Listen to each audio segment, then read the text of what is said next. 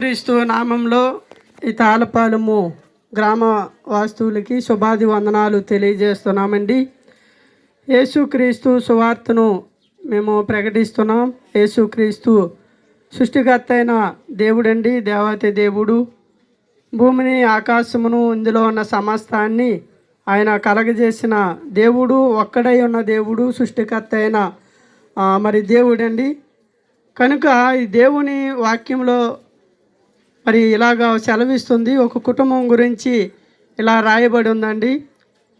ఒక మరి కుటుంబంలో మరి పెద్ద కుమారుడు, చిన్న కుమారుడు, ఇద్దరు కుమారులు ఆ కుటుంబంలో ఉన్నారు, భార్యాభర్తలు.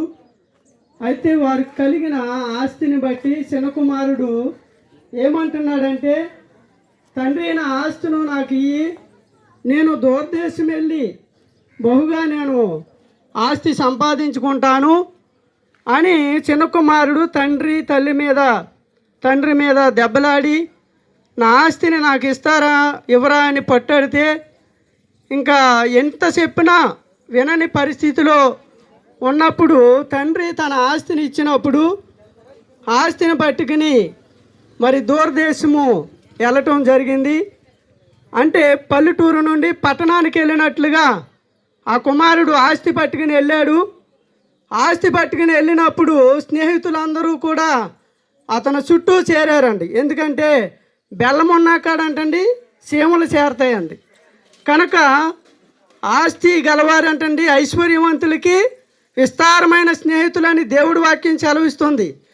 దరిద్రుడంట తన స్నేహితులందరినీ పోగొట్టుకుంటాడంటండి. కనుక ఆస్తి ఉన్నదని స్నేహితులందరూ కూడా చేరారు.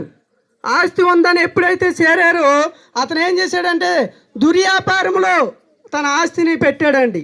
ఆస్తి అంతా కూడా పోయింది. ఆస్తి అంతా ఎప్పుడు పోయిందో అప్పుడు స్నేహితులందరూ కూడా దూరం అయిపోయారండి. తినటానికి కూడా ఆహారం లేదు.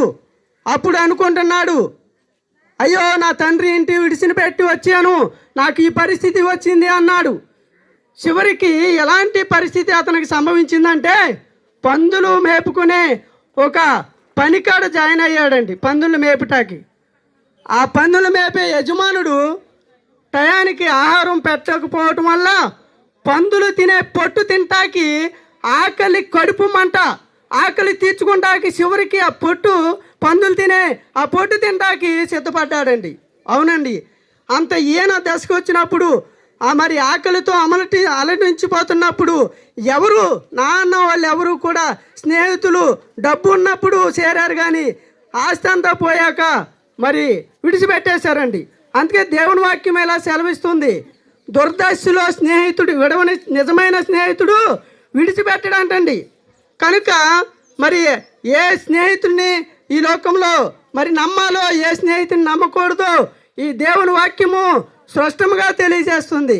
కాబట్టి ఇంకా అప్పుడు జ్ఞాపం చేసుకున్నాడు, అయ్యో నా తండ్రి ఇంటికాడ పనివాడికి కూడా మరి ఆకలి వేయదు, వస్త్రాలు కొదువులేవు, నా తండ్రి ఇంటికాడ పనివారు అనేక మంది ఉన్నారు, కాబట్టి కనీసం వెళ్ళి నా తండ్రి ఇంటి దగ్గర పనివాళ్ళలో ఒకనిగా ఉంటే చాలు అనుకున్నాడు. తిరిగి వచ్చాడు.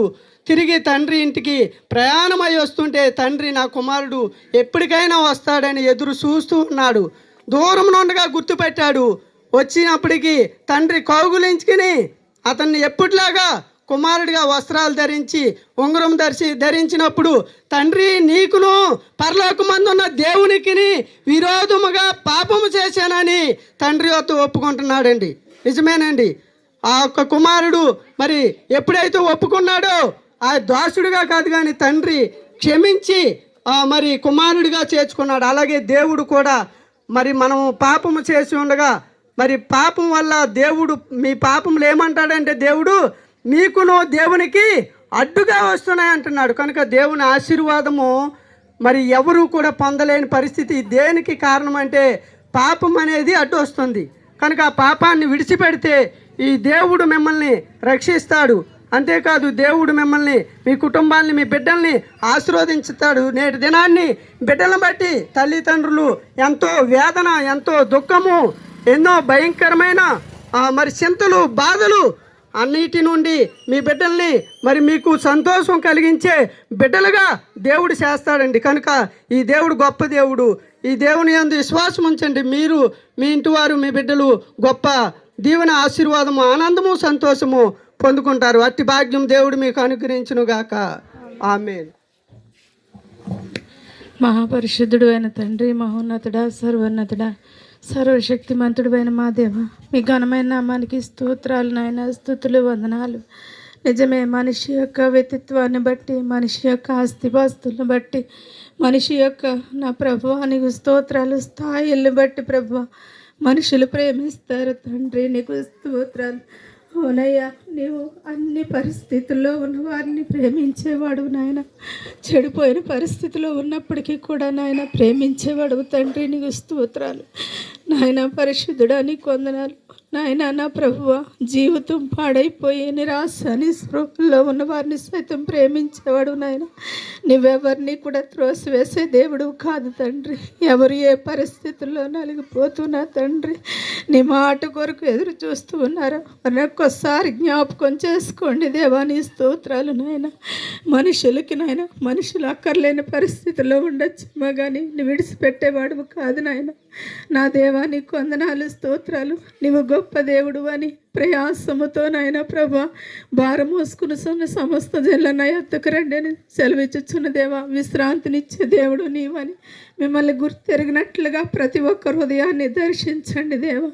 నాయన నీకు స్తోత్రాలు. ఈ లోకం మట్టుకే నీవు దేవుడువు కాదు కానీ నాయన నిత్య నరకము నుండి తప్పించి నిత్య రాజ్య వారసులుగా చేసే దేవుడు అని నాయన మిమ్మల్ని పరిపూర్ణంగా గుర్తెరిగినట్లుగా ప్రతి ఒక్క హృదయాన్ని దర్శించి ఈ గ్రామాన్ని, ప్రాంతాన్ని, ప్రజలను కూడా రక్షించి కృప చూపించుమని యేసు పరిశుద్ధ నామన స్తోత్రాలు చెల్లించి వేడుకొంచున్నాం తండ్రి. ఆమేన్.